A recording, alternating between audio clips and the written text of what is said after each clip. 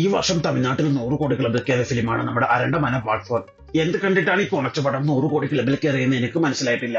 ഇനി എനിക്ക് വട്ടായതാണോ അതോ ബാക്കിയുള്ളവർക്ക് വട്ടായതാണോ എനിക്കറിയത്തില്ല. ഈ അരൺമന ഫ്രാഞ്ചൈസി ഒരു ചവണ പോലെയാണ്. എത്ര വലിച്ചു വിട്ടാലും വീണ്ടും തിരിച്ചു വരും ഒരു പുതിയ പാർട്ടായിട്ട്. പടത്തിന്റെ ഷൂട്ടിംഗ് ടൈം തന്നെ പ്രൊഡ്യൂസർ പറഞ്ഞിട്ടുണ്ടാവണം ഫ്രെയിംസ് ഒക്കെ വിഷ്വൽസ് കൊണ്ട് ആറാടണമെന്ന്. ഫസ്റ്റ് ഷോട്ടിൽ തന്നെ ഏതോ ഒരു തോണിക്കാരൻ എന്റെ മക്കൾ അക്കരയോ ഏതോ പറങ്ങാണ്ടിയിലേക്ക് പോകുന്നു. എന്തോന്നറ ഇത് ആകാശം പുഴയിൽ വിരിച്ചു കിടക്കണോ? പിന്നീട് ഏതോ ചാമ്പക കാലത്ത് ഒരു കുടത്തിൽ കയറ്റിയ ഒരു പ്രയത്തെ തോണിക്കാരൻ പോയി തട്ടണു, അത് പുറത്തു വരണു, മകളെ കൊല്ലുന്നു, എന്നിട്ട് ടെർമിനേറ്റർ വില്ലനെ പോലെ കുട്ടിയുടെ ബോഡി ക്ലോണാക്കണു. ശുഭം. എല്ലാം ശരപ്പടയായിരുന്നു. ഇത് കണ്ട തോണിക്കാരൻ ഒന്നും നോക്കിയില്ല. തന്റെ ഭാര്യ കുടിക്കാൻ കൊടുത്ത ചൂട് കരിങ്ങാളി വെള്ളമെടുത്ത് അവളുടെ മുഖത്തൊഴിക്കണു. എന്നിട്ട് പ്രയത്തിന്റെ ആത്മാവിനെ വീണ്ടും കുപ്പിയിലേക്ക് കയറ്റുന്നു. ഒരു മകൾ നഷ്ടപ്പെട്ട അച്ഛന്റെ സീനാണ് നിങ്ങളിപ്പം കാണുന്നത്. മകൾ മരിച്ചതിന്റെ അല്ല, എന്റെ ഡാഡി പറഞ്ഞാലുണ്ടല്ലോ. ഒരു നന്മേഷായിട്ടുള്ള വക്കീലാണ് നമ്മുടെ അണ്ണൻ. എന്നാൽ ഇതേ അണ്ണൻ സ്വന്തം അനിയത്തി മരിച്ചപ്പോ കാണാൻ വന്നില്ല. ബട്ട് ആ വീട് തന്റെ പേരിലായി എന്നറിഞ്ഞപ്പോ ഓടി വന്നു അവളുടെ സ്നേഹം കണ്ട്. ഇത്രേ വലിയൊരു കൊട്ടാരം നമ്മുടെ കഷ്ടപ്പാട് അറിഞ്ഞ് നമുക്ക് തരണമെങ്കിൽ ചെൽവിയുടെ മനസ്സ് എത്ര തങ്കമാടാ. ഈ റോഡിൽ ആദ്യം വിജയ് സേതുപതി ആയിരുന്നു കാസ്റ്റ് ചെയ്തത്. എന്നാൽ സ്റ്റോറി കേട്ടപ്പോ തന്നെ അണ്ണന്റെ കിണ്ടി തെറിച്ചു പോയി എന്നാ കേട്ടത്. പിന്നെ ഒന്നും നോക്കിയില്ല, നമ്മുടെ അണ്ണൻ തന്നെ അങ്ങ് തൂക്കി. Direction plus action plus acting plus etcetera. അടുത്ത ഷോട്ടിൽ ഏതോ ആമസോൺ കാട്ടിലെ ഒറ്റപ്പെട്ട് നിൽക്കുന്ന ഒരൊറ്റപ്പെട്ട ഫാമിലി. നമ്മുടെ സ്വന്തം മമ്മി തമന്നാക്ക, 2 മക്കൾ, ഒരു ഹസ്ബൻഡ്. ഒരു ഒറ്റ അക്ഷരം കൊണ്ട് എങ്ങനെ ഒരു സോങ് തന്നെ ഉണ്ടാക്കാമെന്ന് കാണിച്ചു തന്ന നമ്മുടെ മ്യൂസീഷ്യൻ ബ്രില്യൻസ്.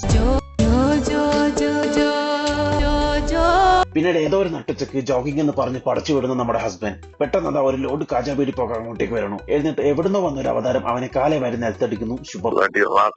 പിന്നീട് ഹസ്ബൻഡിന്റെ രൂപമെടുത്ത നമ്മുടെ പ്രേതം തമന്നാക്ക അടുത്ത് പോയിട്ട് മക്കളെ എവിടെ ചോദിക്കുക. എന്നാൽ വേറെ മൂഡിലായ തമന്നാക്ക തനിക്ക് തരാനുള്ളത് ചോദിച്ചു മേടിക്കുമായിരുന്നു. പിന്നീടാണ് മനസ്സിലായത് അത് സ്മൂച്ചി തരാൻ വന്ന ഹസ്ബൻഡ് അല്ല, തന്നെ സ്മൂത്തിയാക്കി കുടിക്കാൻ വന്ന പ്രേതമാണെന്ന്. പിന്നീട് നമ്മുടെ തമന്നാക്കയുടെ ഒരു ഒന്നൊന്നര അഴിഞ്ഞാട്ടമായിരുന്നു. മക്കൾ അച്ഛൻ പ്രേതത്തെ കണ്ട് പേടിക്കരുത് എന്ന് വിചാരിച്ചുള്ള ഒരു ഒന്നൊന്നര പെർഫോമൻസ്. ആ മ്യൂസിക് കൂടെ ഇല്ലെങ്കിൽ നമ്മുടെ പടം ഒരു ഏമയമായി മാറിയേനെ.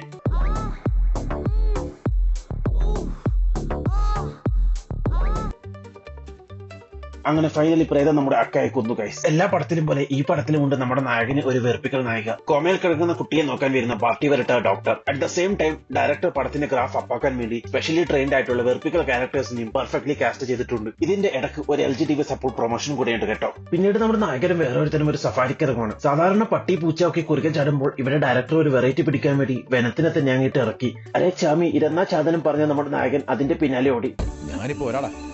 പിന്നീട് ഒരു തമന്നമയമായിരുന്നു ഫുൾ. വണ്ടിയുടെ പുറത്ത് തമന്ന, വൈപ്പറിട്ട തമന്ന, വണ്ടിയുടെ ഉള്ളിൽ തമന്ന. പിന്നീട് അതൊരു ഡാൻസിംഗ് കാറായി മാറി. KGF യൂണിവേഴ്സിൽ നിന്ന് മരിച്ച കരുട പിന്നെ പുനർജനിക്കുന്നത് നമ്മുടെ അരമണ യൂണിവേഴ്സിലാണ്. ഇവിടെ പ്രത്യേകിച്ച് ഹെവി ഡ്യൂട്ടി ഒന്നുമില്ല. ചുമ്മാ പ്രയത്തെ അന്വേഷിച്ച് നടക്കുക, ഒരു മാലയും കറക്കി, എന്നിട്ട് മരിക്കുക, എന്നിട്ട് തന്റെ രൂപം പ്രയത്തിന് കൊടുക്കുക.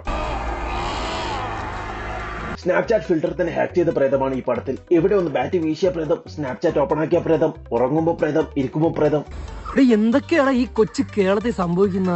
അങ്ങനെ ആദ്യ ഹാഫിൽ പിള്ളേരെ പേടിപ്പിച്ച പ്രേതം പിന്നീട് തമന്നയായി മാറും ഗൈസ്. എന്നിട്ട് പിള്ളേർക്ക് ഫുഡ് ഉണ്ടാക്കണോ, കുളിപ്പിക്കണോ? പിന്നെ എന്തിനാണ് മിസ്റ്റർ ഫസ്റ്റ് ഹാഫിൽ ആ പാവങ്ങൾ ഇങ്ങനെ ഇരുത്തി പേടിപ്പിച്ചത്? അങ്ങനെ നമ്മുടെ 2 പ്രേതവും തമ്മിലുള്ള ഫൈറ്റാണ് പിന്നീട് നടന്നത്. ചെലവ് ചുരുക്കാൻ വേണ്ടി ഒറ്റ സാരിയിൽ അഭിനയിക്കുന്ന നമ്മുടെ തമന്നാക്ക വേഴ്സസ് എക്സ് ഗരുഡാജി. തമിഴ ചുള്ളിക്കപ്പ് ഫ്രൈ ഒക്കെ ആക്കി അറിയുമ്പോൾ ഗേൾസിന്റെ വീക്ക്നെസ് ആയ പാവ വെച്ച് നമ്മുടെ കരുടയും. ഇതൊരു വഴിക്ക് നടക്കുന്ന ലക്ഷണമില്ല എന്ന് കണ്ട നമ്മുടെ തമന്നാക്കയുടെ അവസാന അടവ്. അങ്ങനെ നമ്മുടെ ഗരുഡാജി ഒരു ഓഫർ കൊടുക്കും. ഈ ഫൈറ്റ് ഒരു വഴിക്ക് പോകണ ലക്ഷണമില്ല, so I have a deal. നീ ഇപ്പൊ മരിച്ച ഈ ഫിലിം കഴിഞ്ഞ ഒരു ഐറ്റം ഡാൻസ്. ഇത് കേട്ടതും നമ്മുടെ അക്ക ഫ്ലാറ്റായി സ്വയം ചത്തു. പിന്നീട് ചോട്ടാമോബ ഇൻസ്പിറേഷൻ ആക്കി നമ്മുടെ അണ്ണൻ കുട്ടിയും എടുത്ത് പ്രയത്തിന്റെ കയ്യിൽ നിന്ന് രക്ഷപ്പെടാൻ വേണ്ടി ഒരു വലിയ സ്റ്റാച്ചുയുടെ മേലെ കയറി. അത്രയും സമയം ഈ ഫിലിം കണ്ടു നിന്ന് പിടിച്ചവർക്ക് ഒരു ബോണസ് ആയിട്ട് ഇച്ചിരി ഡപ്പാക്കുത്തു സോങ്.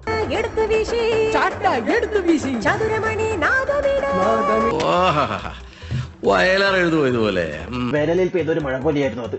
അള്ളാ സാഹിത്യം. എന്നാൽ അണ്ണൻ മേലെ കയറി എത്തിയപ്പോ മനസ്സിലായി ഇത് നീളത്തിലും വട്ടത്തിലും മൂഞ്ചിയല്ലോ എന്ന്. പിന്നീട് എന്തൊക്കെയോ കോപ്രായങ്ങളൊക്കെ കാണിച്ച് അവർ പുറത്തേക്ക് വരണത് കാണിക്കുന്നുണ്ട്. എന്നാൽ തമ്പുരാനറിയാം അവരെങ്ങനെ എത്തിയെന്ന്. പിന്നീട് പ്രേതം ചാകണു. ശുഭം. അയിനോ എല്ലാവരും വെയിറ്റ് ചെയ്ത് നിൽക്കുന്നത് നമ്മുടെ അക്ക ഐറ്റം ഡാൻസ് ആണെന്ന്. എന്നാൽ അവിടെയും മൂഞ്ചി ഗൈസ്. ഇനിയും ഇതിന്റെ അടുത്ത പാർട്ട് വരുമെന്ന് 100% ഉറപ്പാണ്. എന്നാൽ ഐ എം വെയിറ്റിംഗ്. ബട്ട് ഞാൻ ഇതിൽ കൂടുതൽ വെയിറ്റ് ചെയ്ത് നിൽക്കുന്നത് നമ്മുടെ കാഞ്ചന ആൻഡ് അരൺമന യൂണിവേഴ്സ് ഒന്നായാൽ എപ്പോഴും ഇരിക്കും എന്നാണ്.